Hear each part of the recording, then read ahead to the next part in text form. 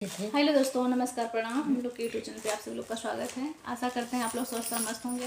और बहुत सुंदर, बहुत प्यारी हम लोग पूर्वी गीत आप लोग के बीच ला रहे हैं। इस गीत को आप लोग सुनिए और ढेर सारा प्यार दुलार आशीर्वाद भरपूर दीजिएगा।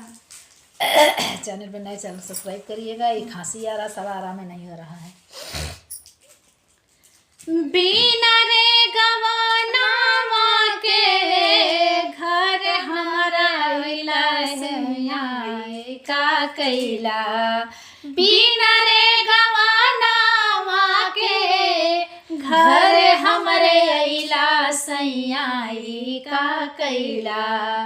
रीतिया रिवाज भूल गईला सैयाई का कैला।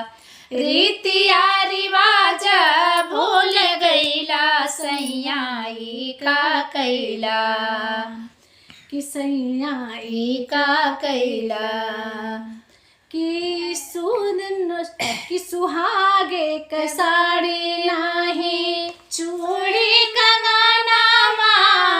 सुहाग के साड़ी नाही चूड़ी कंगनामा। छुछियाई गईला पिया हमके भवनमा। छुछियाई गईला पिया हमरे भवनमा। किला जियो न लागल तोहरे, किला जियो न लागल तोहरे। हमके लाजवैला सैयाई का कैला। लाजियो न लागल तोहरे, हमके लाजवैला सैयाई का कैला।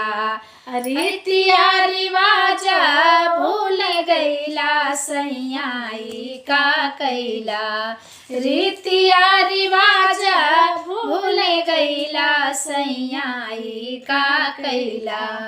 बिना रे गवाना के, बिना रे गवाना के घर हमरे अइला सैयाई का कैला।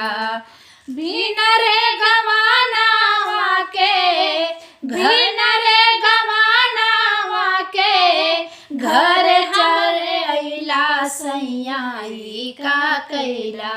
रीतिया रिवाज नाही जनला सैयाई का कैला। रीतिया रिवाज भूल गईला सैयाई का कैला। मेरा गाना कैसा लगा आप लोग सुनिएगा। ढेर सारा प्यार दुलार आशीर्वाद दीजिएगा। बहुत छोटा छोटा गाना सुना रहे हैं हम लोग।